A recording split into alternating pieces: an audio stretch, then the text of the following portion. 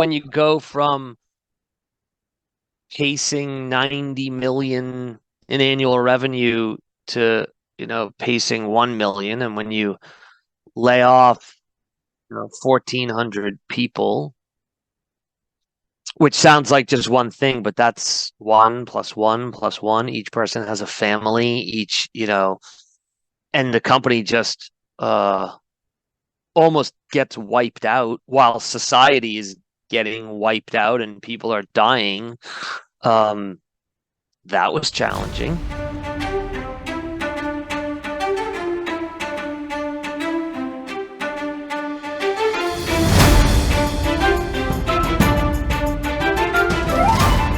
Welcome, I'm your host Stefano, and this is the Well Leaders Talk, a podcast about leadership and most importantly, about leaders.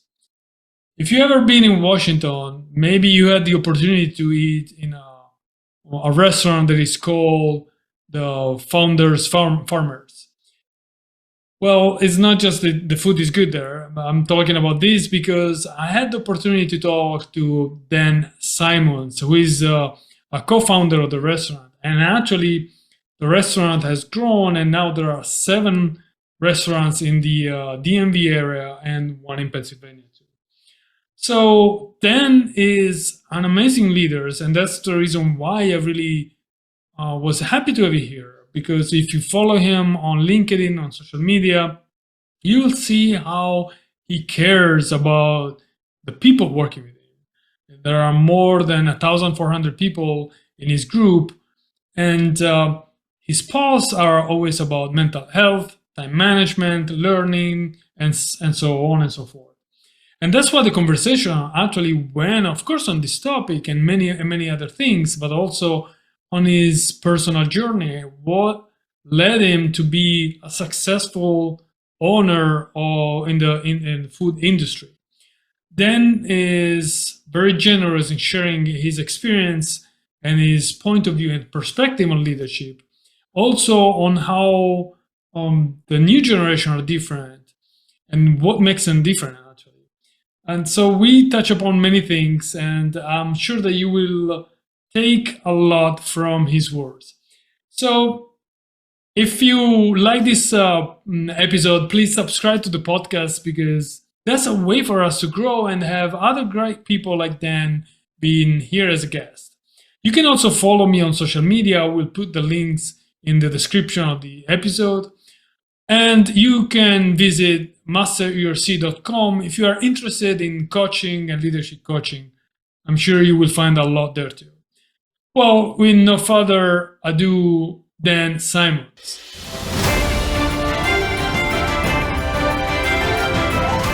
So Dan, what is your definition of leadership? And I'm very curious about your perspective, because you work in a very special sector, that is the food industry.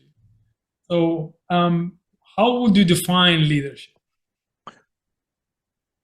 Over the years, for me, my definition has changed and evolved, I suppose, as have I. Keep learning, keep thinking, keep striving. For me today, a leader is a mirror in which, the team, the person is really inspired to look. And in the mirror, they see everything they need to make progress on their own journey towards greatness.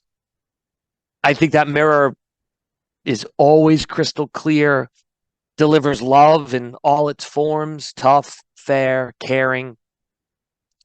And the source of that love is the leader's personal commitment to excellence. Combine that with, my absolute belief that winning alone is not winning at all. And that's really how I think about being a leader.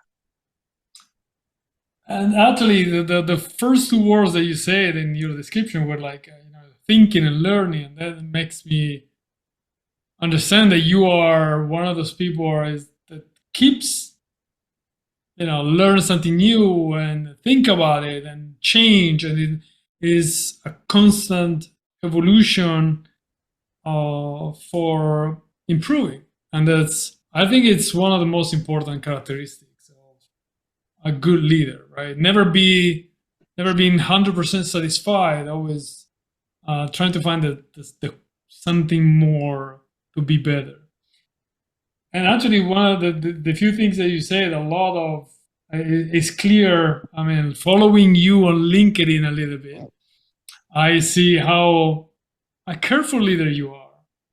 And there are a few initiatives that I appreciate, like the one on mental health.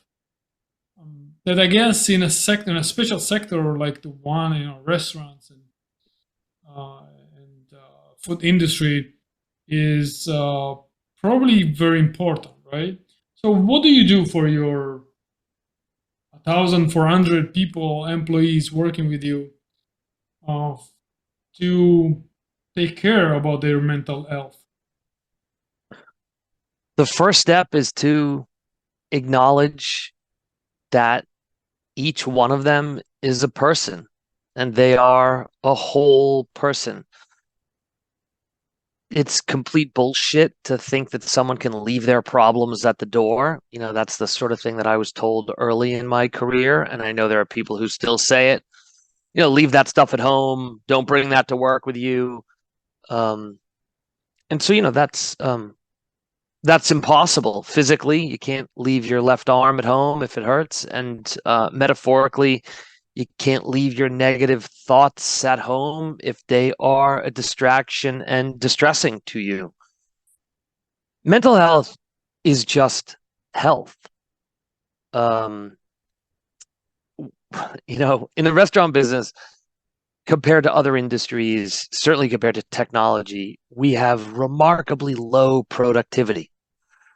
You know, compared to being a musician, few people can make a song, you can release it, and you can, you know, play it and you could stream it 1,000,000, 10 million times over with no additional labor or minimal additional labor. We think about the streaming systems. So for us, you know, to make a hamburger, someone's got to write the recipe, create the recipe, choose the specifications, source the meat, in our case, grind the meat fresh, form that patty. You need a prep cook, you need a grill cook, you need an expediter, you need a food runner to bring it to the table, you need a busser to clear up after the guest, you need a dishwasher to wash the plate just to sell one hamburger. So when our productivity is so low compared to what other industries can do, you really need your people to be well. And so for me, mental health is health. Wellness goes to productivity. And I am in desperate need of the best possible productivity that I can get out of myself and that I can inspire from my team. So I realize that's a long answer. You know, your question was, what do we do for mental health? Well, the first step is understand that it's just vital. It's bonkers to run a company and not understand the strategic and tactical benefit to focus on the wellness of your people. And so therefore we do a lot of things. I think that when you talk about overall wellness, paid time off is important.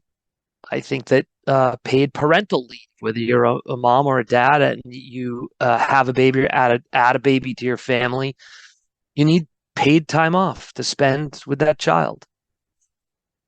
And so we have, you know, and I don't even like the word benefits because it sounds as if it's like you should be appreciative, you're getting this benefit. No, you're getting things that the company realizes are an investment in you because they're an investment in the company. I'm a capitalist.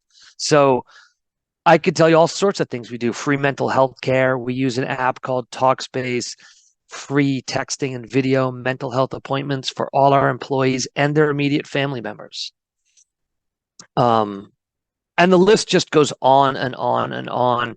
And they're not check the box benefits. Oh, let's have a DEI initiative. Oh, let's have a EAP, an employee assistance program that sounds good in the benefits booklet, but nobody calls that number and nobody really uses it. There's no real adoption.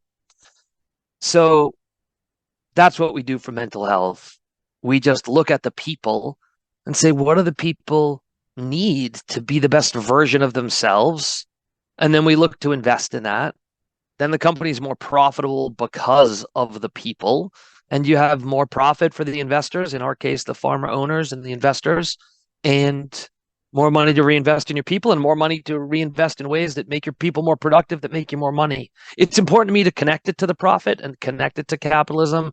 Um, whether your motivation is to, save the world or make yourself rich, I don't care. I like to just share the fact that you could still come to the same conclusion, which is invest in the people.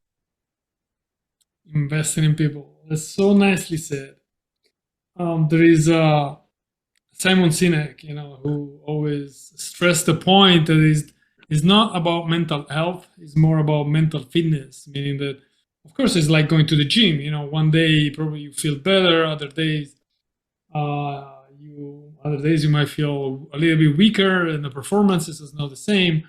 But mental fitness is about being able to understand, first of all, that it's not a good day, and enable yourself to be better tomorrow when you go back to the gym. And that's what I like, because it's we cannot always be 100%, right? And in a job like yours, where every single person in a restaurant is so important. If a cook is not in a good day, and the food is not perfectly done, you're gonna lose customers. If the waiter is pissed, you're gonna lose other customers. It's a combination of things, and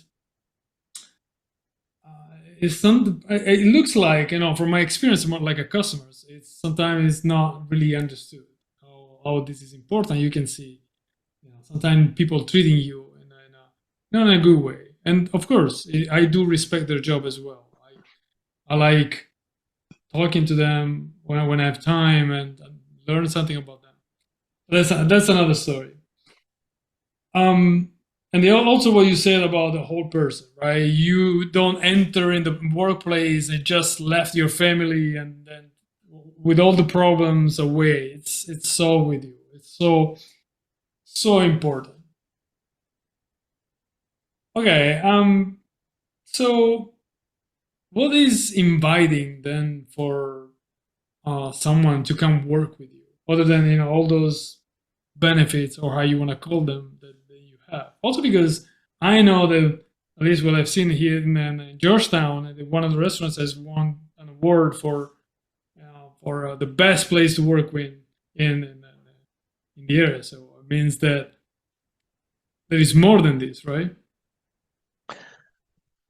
What I hope we are creating is a high performance work environment, because through my whole life, sports, school, work, the winners want to be around other winners. People want a challenge. The winners aren't looking to make it easy. They're not looking for, a place that's slow, somewhere you can just, the minutes tick by, you don't have to do much at work. My job is easy. That's not the that's not the place that I want to be. That's not what draws me to it. And I want to work with people better than me, smarter than me, stronger than me, faster than me, more insightful than me, just, more equipped than me, because I want to be getting better. So I hope that that's one of the things that makes our restaurants attractive. And certainly our restaurants are busy. Our staff can make a lot of money compared to, some other restaurants. And so there's the opportunity to earn. There is the opportunity to grow and get promoted. We opened the first Founding Farmers in September 2008. And so, whatever that is, I don't know, 15 years ago. And we've got plenty of people who've been with us the whole time.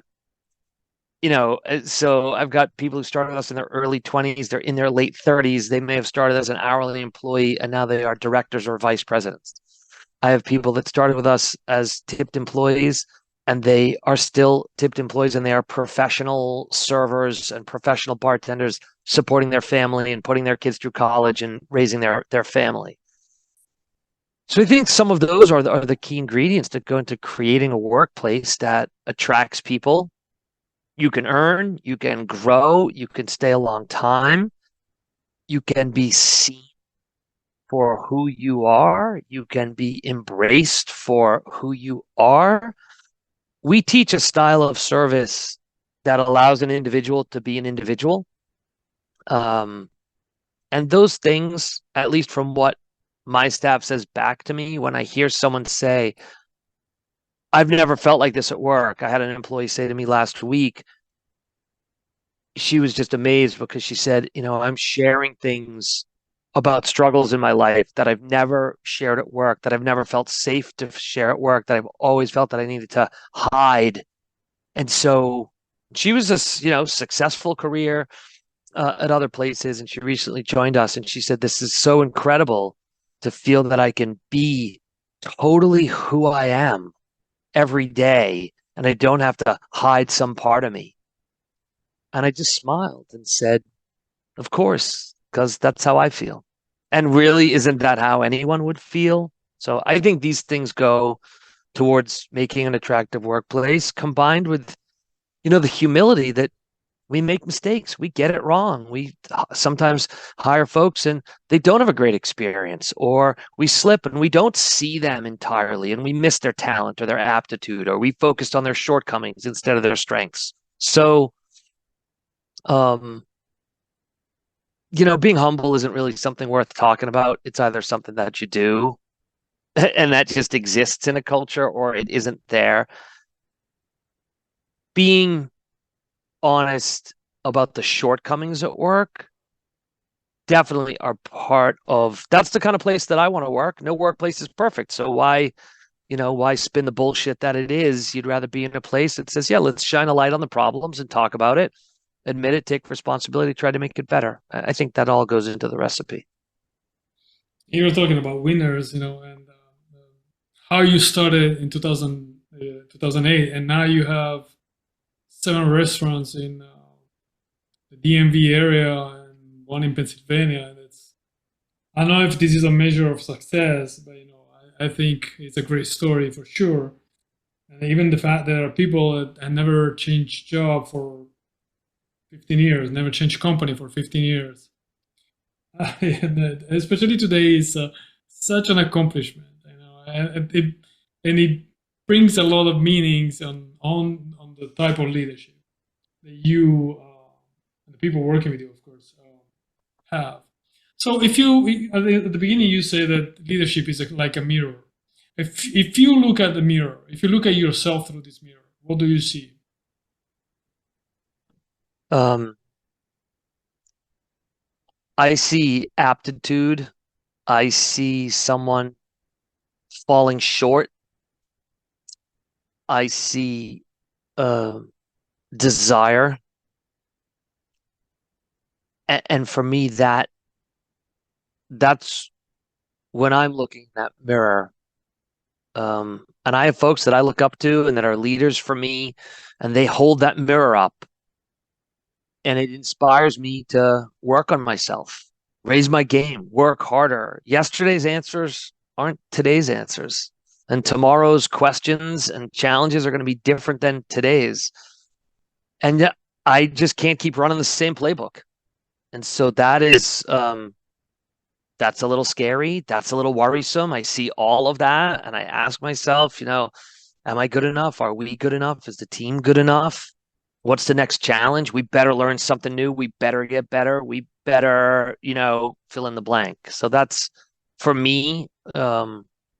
That's what that mirror does for me. That's what the leaders and mentors that I have do for me. That's nice, and it goes along with the humility that you mentioned earlier. Being able actually to see everything about you. What is talking about self awareness? What is the biggest flaw that you think you have? Something you're still struggling with, from of course from a leadership perspective. Um, I use too many words to make my point. Um, I sometimes confuse talking with action. So that's a trap that, I've fallen into historically and I can still fall into.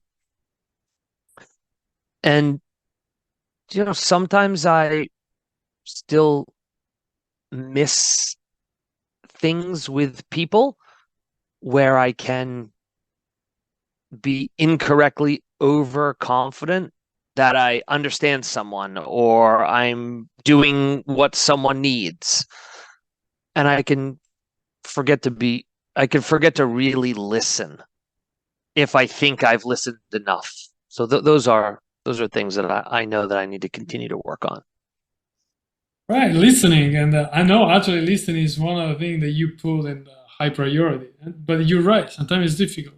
Sometimes it's either you don't have time, or there are other urgencies, emergencies in your mind, that it's hard to focus on the other person. And yet, it's such a superpower. It is the superpower because it's how people in front of you feel cared, and of course, it's someone that is really paying attention to them, and they feel part of the team, and they feel um, empowered in a way. Um, I thank you actually for sharing these weaknesses. And so, when you think about the type of leadership that you have built in these many years of your experience in the food industry, what are the principles that you always keep in mind, and those are your north star, no matter what? Respect, understanding, caring with humility, quality. Um, I know a lot of people don't think of it as a principle, but for me, it's really part of the root system. Striving for mastery, integrity. Those are if we can have North Stars, plural, then, those are the things that probably make up my principled root system. Yeah, of course. I mean, it's not just one; it's a whole constellation. I like your list. It resonates a lot with you, and I like the shooting for mastery. That's so important because it's funny what you say earlier. Sometimes you confuse words for action, but from this perspective, it's clear that you have accomplished a lot. It's not just talking. Is a lot of things have been happening. I know you're not the only founder of the former group, but it's still a huge effort. So um, once again, kudos for that. Thank you. The and that partnership is really is the root system of my career. Um, as I mentioned, my definite leadership, I don't, I wouldn't want to do it alone. I know there's a lot of, singleton operators, lone wolf, the leaders, they're like one person atop all these others, and that's fine. When that works for folks, great. For me, that would just be like devastatingly lonely. And I don't think I'm built for it. I don't think that I would, well, I know I wouldn't be where I am without my partnership with my business partner. Um, he's just so incredible. And I can say, we started our company in 2004. Our first restaurant failed. Our first founding farmers was 2008. So, on the surface, the story might just look successful, I guess, if people would use that word, but um, it's never a straight line. It's still not a straight line. We still have things that are failing. But for Mike and I, and we have a safe environment with each other. And failure isn't the opposite of success.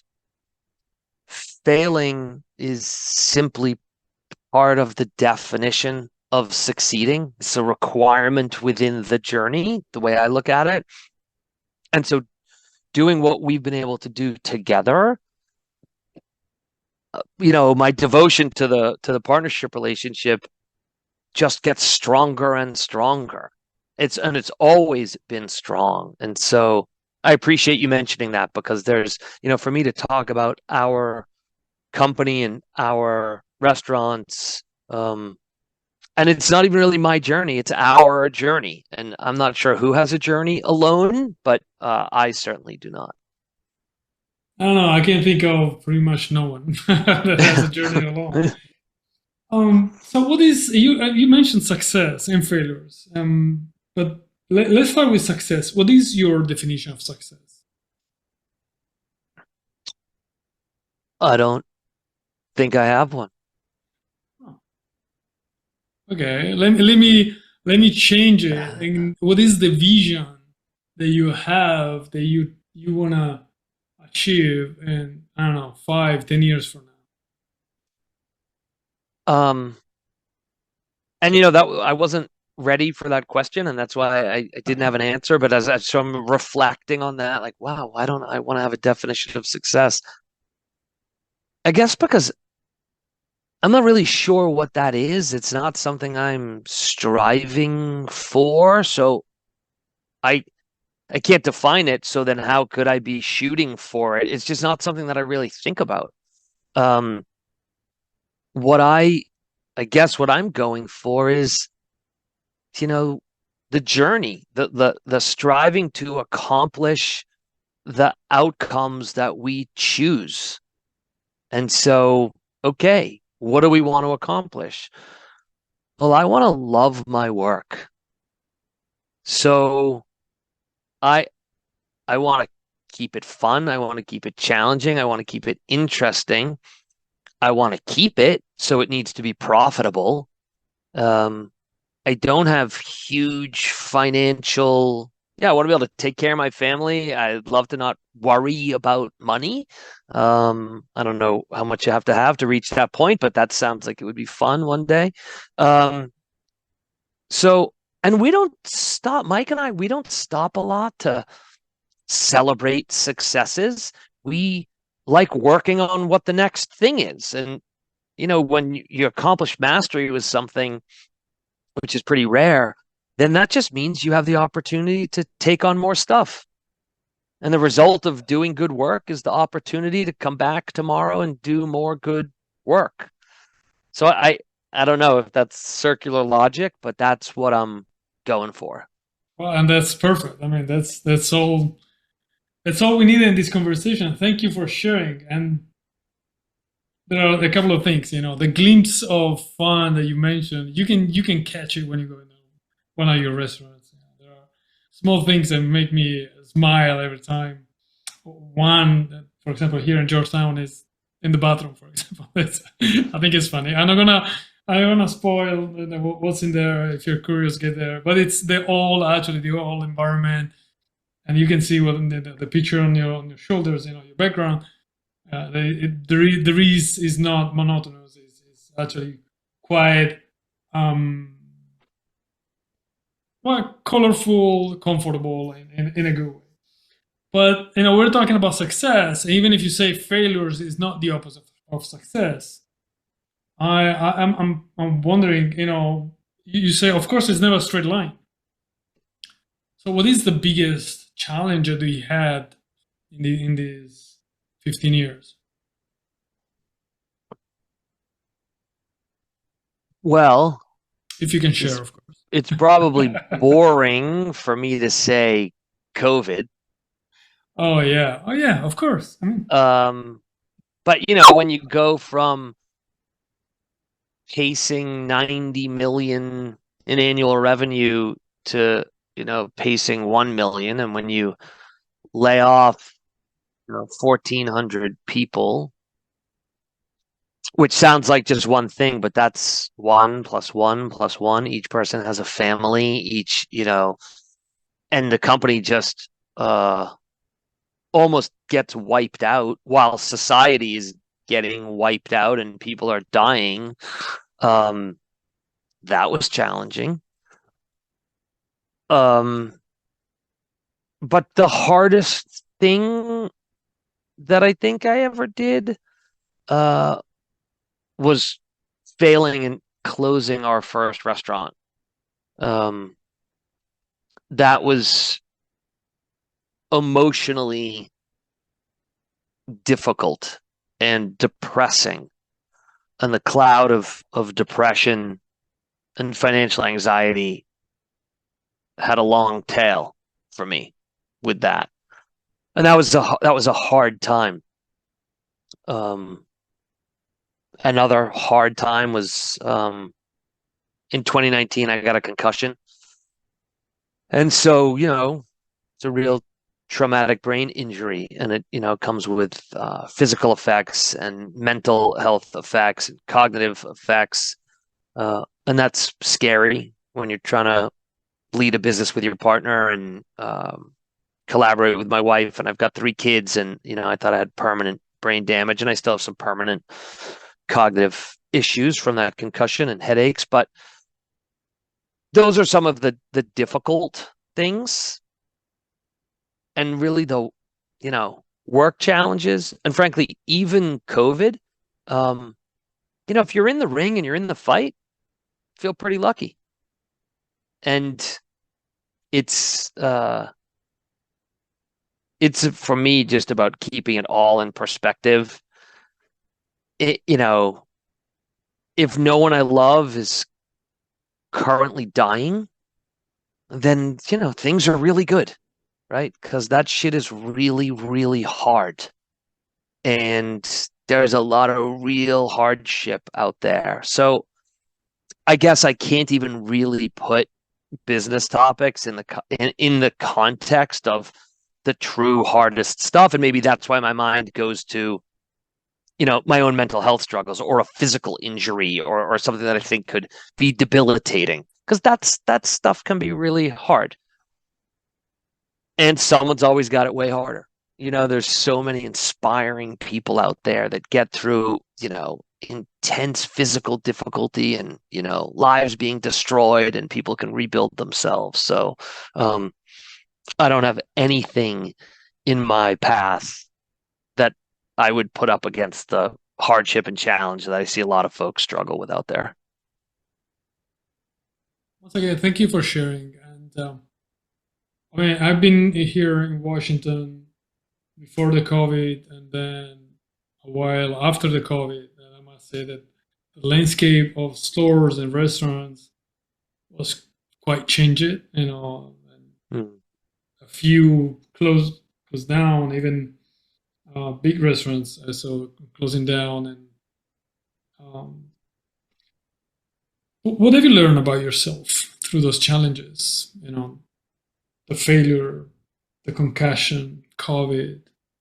COVID is not really a failure actually, but it's a difficult moment. I've learned that, you know, I really love who I love. Um, I'm lucky to be surrounded by, the people and the team that I'm surrounded by. I've learned that I would do battle, with my current team against whatever the challenge. Um, I've just learned that there's no substitute for excellent, functional, deep relationships. And the harder stuff gets, the better those relationships become. And the steeper the hill, the better the team gets at navigating it. And I continue to be taught and shown that that's the thing to invest in, the relationships and the people, because that's the only place for me that enough power gets generated by us, the collective, to deal with whatever the challenge is. What you just said resonates a lot in the many crews I've been part of, on the ships. And I guess I bonded the most with when we were in some difficult moments, difficult situations. Challenge either could be like a challenging boss, right? Or just a stressing period, very busy when you can barely sleep. That's when you can see how people get together, and it's mutual support, understanding, cooperation, and I think you put aside a lot of things that would otherwise will keep you apart from others. You just understand that it's not important, and most importantly, you there is a shared goal, and everyone row in the same direction. That's the beauty of it. Well, thankfully, it's not the only way to create. It's not just through challenges and difficult moments. You can create a strong team, but it's surely a way. And now you work a lot, and in your team, you always. I'm assuming that there are a lot of young people. People just entering in the work in the workforce. Um, I'm curious, what's your view on the youngest, on the new generation? I love this new generation. Um, I, I hear all these criticisms about the younger generation. And we know if you read history, this is not a new phenomena. The old people criticize the young people. So just because now, I'm 53, so I guess I'm one of the old people. Don't say It seems, that. I have your age, so don't say uh, that. it just seems crazy to think that we are looking down at this younger generation and we are just going to uh, criticize them and magnify what we see as their flaws or their shortcomings. They're just different than we think we were at that age. Um, I've got three teenage, my oldest is 20, so 20, 18, and 15, three boys. Um, I see them, I see their friends. I teach a undergrad class at a university in DC. So I see young people, and then, I have obviously a lot of employees. They're wildly capable. They have stuff that they care about. They're passionate about things. They see solutions where I might not see them. They definitely see problems where I might not see them. And I don't spend my time telling them that what they think is a problem isn't a problem. I try to see it through their eyes. So they are, they can be incredibly efficient. They're digital natives. Um, I guess if I were to criticize them, it's not really a criticism. I worry about them. I worry about their posture and their neck, and their neck muscles. And I think that it's probably good to be a physical therapist because there's going to be a lot of work because the human head weighs like 15 pounds and it's not good to, hang it down the whole time. I worry about their uh, cognitive rewiring, and the attention, I don't know if we should call it a deficit anymore. It's just the new reality of these attention spans. But I also know plenty of young people who they can read and they're smart and they problem solve and they do things differently. And yeah, they're not going to write like we wrote, but they're going to use Chat GPT way better than we ever could. Of course. So I am very optimistic about the young generation. Just like when I was their age, the older generation should have been optimistic about us. And all the shit they said about us, they were wrong. And so why do I want to repeat that same mistake that generation after generation makes? The next generation is going to be fine. They're going to invent new stuff, figure out new things, and they will grow into responsibility and adulthood, and they'll do well. And then at some point, there'll be a younger generation below them.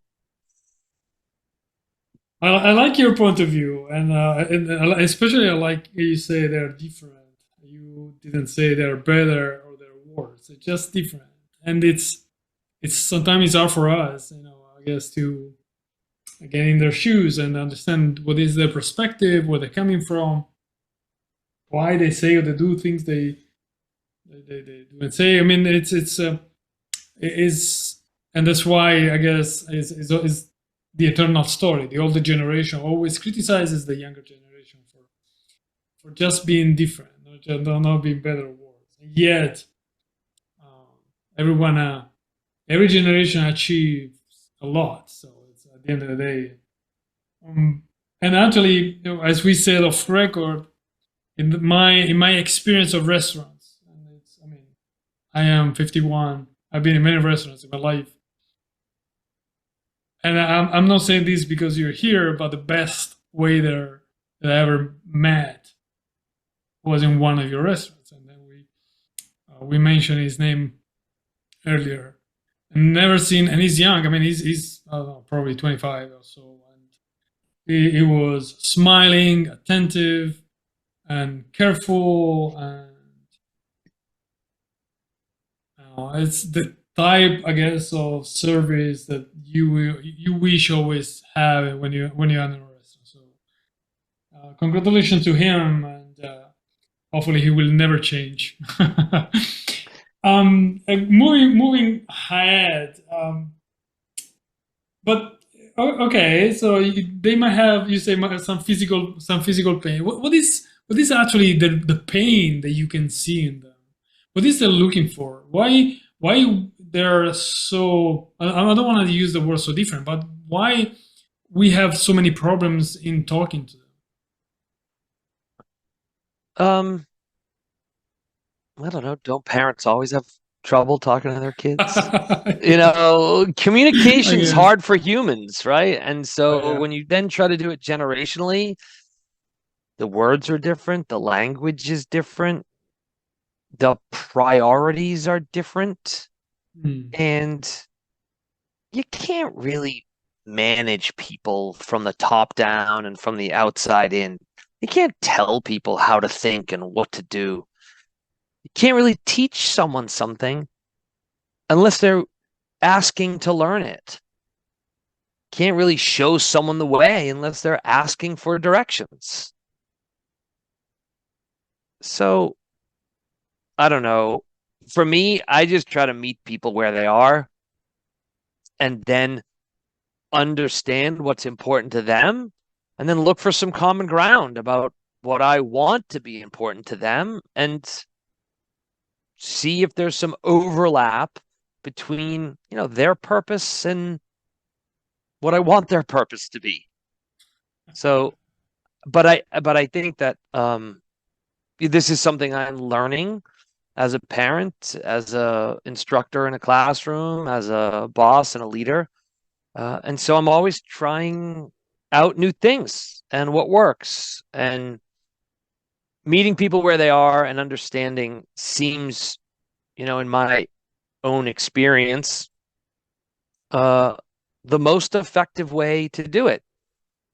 And then people seem to be more willing to understand one another's perspective if you kind of get around the same fireplace and find something that you enjoy, and then you meet someone where they are and you don't judge them and you don't criticize them.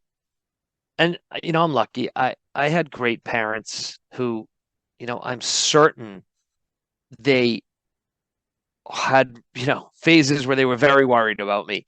And I'm certain that they had criticisms of me that they shared to one another. But they never criticized me in an ineffective way. They didn't criticize me about who I was, even if they didn't like it and they found, some of my behavior and decisions appalling. So I try to take the gift that they give me and that they gave me and remember that.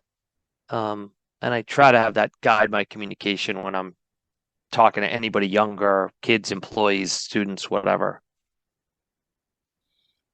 That's nice. And while you were talking, I realized you have a family, your father, your husband, you are an instructor, you're owner, co-founder of 7 restaurants. How many hours do you have in your day?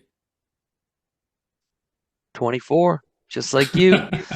Um, there's 168 hours in a week. That's 10,080 minutes. It's not too little time. It's not too much time. It simply is exactly the time. And this is the same for everyone. I'm crystal clear with myself what my roles are, who I'm striving to be in those roles. I know the order of importance of those roles. And I intentionally allocate my time weekly, monthly, quarterly, annually to try to accomplish getting to my big rocks, my big priorities, being who I want to be in those roles, giving myself some grace, when I fall short.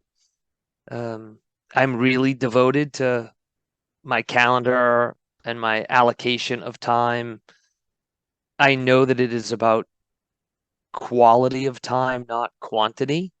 Um, I could spend 17 minutes with one of my kids and create more value for us in the relationship than being at home, for 5 hours where we're both on our phones in separate corners, but allegedly we're home together and I got home from work at a reasonable time. And so, last night I got home from work, I don't know, maybe around 10, and my 18-year-old had sent me a text. He needed my help with a couple of emails he needed to send to some of his teachers. Um, and then we hung out and we banged out a couple emails together, and I was able to teach him a few things. He needed to effectively get what he wanted from these teachers and this counselor at work at school for him. And so we wrote it together, and we talked about communication and manipulation and accomplishing your goal, and don't tell them what you want, why it's good for you. Tell them that you respect their role and what's good for them and what your common ground is with them. And so and then I brought some leftovers home from work, and we talked about the prime rib, and there was a delicious sauce that I had on some of the leftovers. And we talked about the food and we ate, and then we talked a bit about nutrition and why it's not really great to like eat maybe within a couple hours of bedtime. So we talked about nutrition, we talked about communication, and I don't know, maybe that was all in 28 minutes. So did I miss, like, was I not a good dad because I worked X hours and I only spent 28 minutes with one of my three kids? No, I was intentional with that time, and I feel good about that. So that's how I don't see myself as busy. I try not to use that word. I think that word is a virus. I think it's an excuse. I think it's a bad state of mind. And the antidote for me is be intentional. Know what I'm trying to do and then do it. And then when I fall short, be nice to myself and or be mean to myself. It depends like where my mental head is at that moment. And then, better planning, better time allocation, and do my stuff. So I respect the question. I know it is a challenge for a lot of folks. I don't have some perfect answer to it. But 168 hours, 10,080 minutes. It's a lot of time. If you sleep for 56 hours a week, which would be good for your overall health and wellness, you're left with 112 hours. Wow, 112 hours. Allocate that to the stuff that's important. Who gives a shit about all the stuff you don't get to? You will get to 112 hours worth of the stuff you decided is most important. That's going to feel pretty good.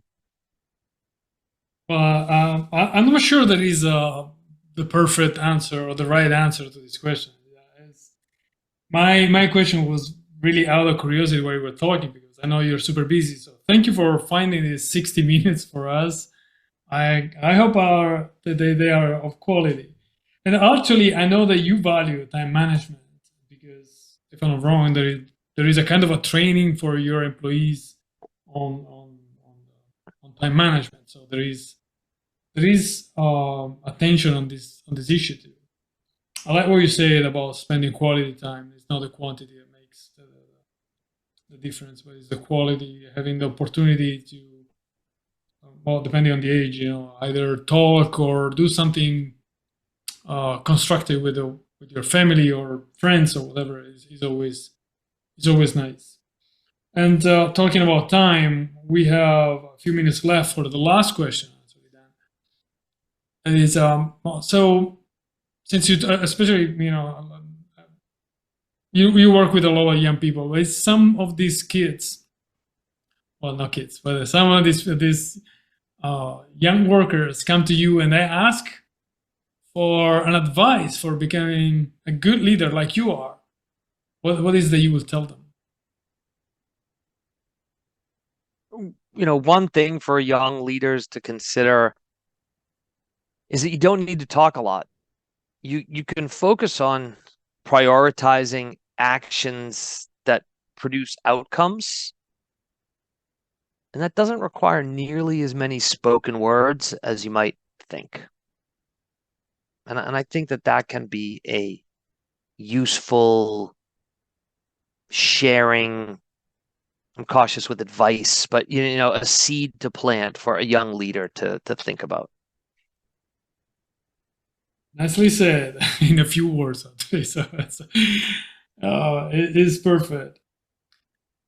I normally write a few words in interviews. I think I've written like a couple of pages on my notebook. There are a lot of things I'm taking out from this, from the conversation. All the list of principles that you mentioned, but it's not only that. Also, this mentality that you have of thinking and learning continuously as a leader, this honesty and being humble, and this kind of shooting for the best. And even if it's not a straight path, being able to stand up on your feet again and walk there. So thank you for having been with us. It's been a great conversation, and I'm very happy you've been here. Also because outside your leadership skills, and because I do enjoy going to your restaurant. So hope to meet you there one day and meet you in person. It would be my pleasure, and I'm grateful for the opportunity to talk about it. It's a valuable use of both of our time if we create a conversation that could be helpful to someone, right? Or interesting, or stimulate an additional conversation. So I appreciate the invite, and it's nice to have the opportunity to be here to chat with you.